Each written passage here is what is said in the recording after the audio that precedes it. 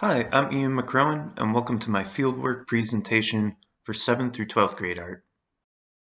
So to give a little context on my fieldwork, my observation occurred between February and April of this year on Mondays and Wednesdays. The grades varied from 7th grade to 12th grade. This was at the Stanley G. Falk School's Cambridge location. The school is a special education school specifically geared towards emotionally disabled students. All classrooms are a 611 format, meaning 6 students to 1 teacher and 1 teacher's aide per room.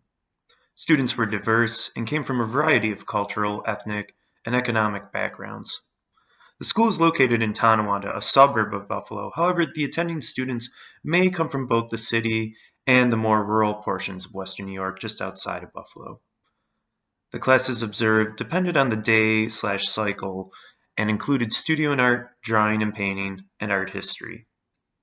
And from what I observed, the administration was very supportive of the art faculty and the program at this school.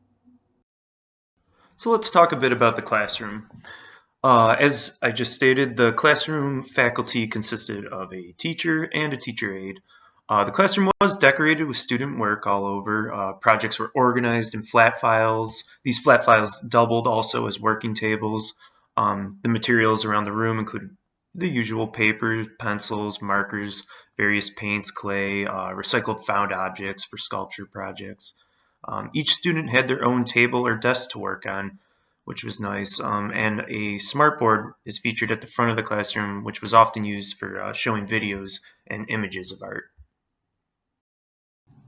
So, about some of the art classes at this school. Art classes were 40-minute periods, just like any other core content classes.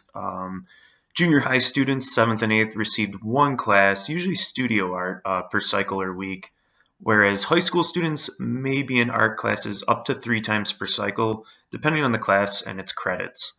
The teacher must maintain creativity and flexibility with projects in order to consider the various approaches and abilities according to each student's IEP. So, technology such as a smartboard was frequently used in initial presentations of projects, images, examples, video tutorials, etc., so that the students had a clear understanding of the task at hand. And a little bit about the students that I was working with. The classroom sizes were obviously very small, 6 students with 1 teacher and 1 aide. The students all maintain an IEP and may have one or a variety of learning, emotional, and or developmental disabilities. So a single class could have a range of abilities where product might be important to one student, while processes and a more therapeutic approach may be more crucial for another. Seating placement is imperative to a successful lesson. We definitely learned that. Some students may desire to be seated away from peers so they can focus a little more, while others actually enjoy and may benefit from a more collaborative situation to increase that idea of socialization. The majority of students, though, did express that they genuinely enjoy art class. Some of the expectations of these art courses, as you can see photographed to the right, each art course had a syllabus that was handed out to each student at the beginning of the course. These syllabi can be referenced for the rules of the classroom, as well as the major projects that will be completed for each course.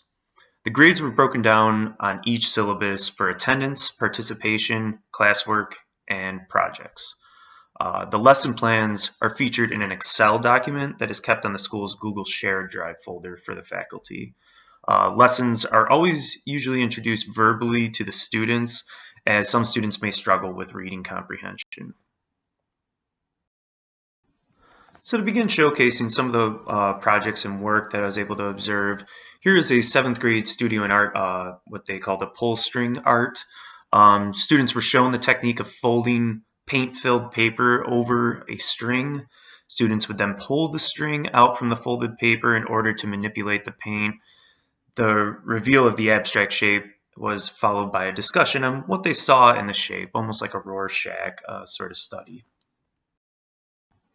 And here are a few more examples of some of the students' work, which was a project they were able to use with a variety of classes and students with a variety of abilities, as well as this was a rather approachable project for people of all abilities. Another class I was able to observe was a 10th and 11th grade art history class. They were working on an Impressionism study where the project was this Impressionist palette knife sunrise. So students were introduced to the movement of Impressionism. They had a discussion on Claude Monet. Techniques such as palette knife application of paint were talked over before the teacher actually demonstrated how to use the instrument with paints. So students were then encouraged to complete their own sunrise using the three primary colors in white. So the teacher would rotate around the room, refreshing students' knowledge of mixing colors and the use of warm versus cool colors so they could successfully make this image. And here were some of the results. As you can see, students were able to kind of be very expressive and gestural with this project. Some had a little bit more familiarity with the idea of manipulating the paint with the palette knife. Others were a little bit more challenged by the idea of using anything but a brush. But the results gave a nice variety of each student's approaches. Another interesting project I was able to observe was in a drawing and painting 7th and 8th grade classroom where they were using notions from Gothic architecture to complete a project about stained glass. So the teacher discussed Gothic architectural contributions such as stained glass. Students were shown images of the rose window at the Cathedral of Notre Dame. The project was then introduced as students would be designing their own rose window using compasses, glue, and watercolors. The glue acted as the solder holding the glass panes together while the watercolor, would then be dripped in and take on the shape of that glue's outline. And here were some of the results. As you can see, each student had their own approach to how they were going to design their rose window. Some chose a more whimsical pattern, some more geometrics. So it was interesting to see the various approaches. And here, just a few more examples from that same project. Now I will begin my discussion on my focus lesson, which was a Kara Walker-inspired silhouette. So this project was a studio and art class consisting of 9th and 10th graders, where the teacher introduced artist Kara Walker and her use of silhouette in her pieces. Students' knowledge and familiarity with the idea of silhouette varied. Some had never heard of the term, while others remembered completing one at one point in their education. The teacher then traced each student's silhouette using a spotlight against a white paper taped to the wall. Students were then responsible for customizing their unique silhouettes according to their own identity and personalities. So regarding promoting a positive learning environment with this project, the teacher prefaced this project with the idea that there is no wrong interpretation of how to express your identity or personality visually. This factor allowed the students to relax and even have fun with exploring the various approaches they could take. Students were also given the liberty to be as traditional with the silhouette, meaning painting it just one color, or to be as abstract and ornate as they would like. If students felt overwhelmed by the project being too open, the teacher would always brainstorm ideas with them individually in order to come up with a better plan. And as far as engaging students in learning, the teacher began the assignment by showing several images of Kara Walker's work on the smartboard. The teacher then had a guided discussion about silhouettes and how their use impacts Walker's art. Many of the students became very interested and engaged in trying to decipher what the various silhouetted figures were doing in Walker's pieces. The teacher then encouraged the students to begin thinking of ways in which one could customize a silhouette using the various materials that had been studied from previous projects. So here were a few results, and as you can see, each student's approach is very different piece to piece. So I wanted to provide this side by side, since it is an important notion to consider when working in special education, is the range of abilities. Being that it is a special education school, there are a range of abilities the teacher must account for. For instance, the student on the left struggles more with a social emotional regulation, yet is still able to complete most tasks at grade level. The student on the right, however, has more of a physical developmental disability and may choose a different approach that allows them to simply focus on and practice their fine motor skills. For instance, perhaps something just like staying in the lines.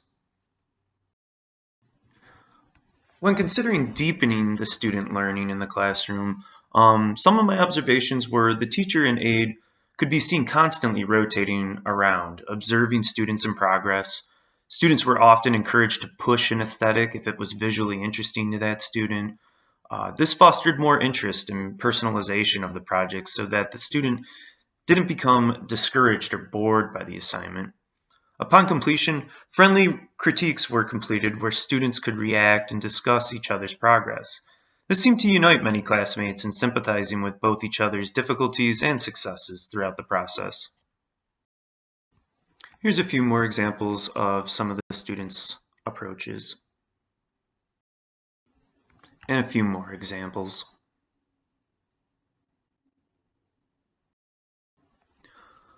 Finally, for my conclusion and analysis, the overall instruction by the teacher was very considerate and understanding of the various abilities and backgrounds of all the students.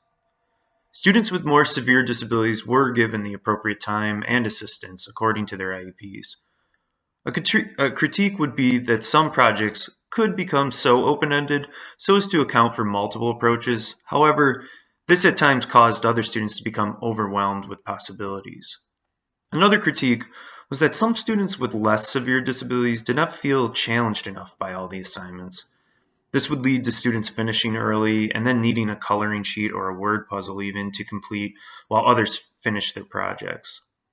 That being said, I will say with the resources available, these educators, both teacher and aide, did a wonderful job at making the art room an inclusive and welcoming environment where students look genuinely happy to be there.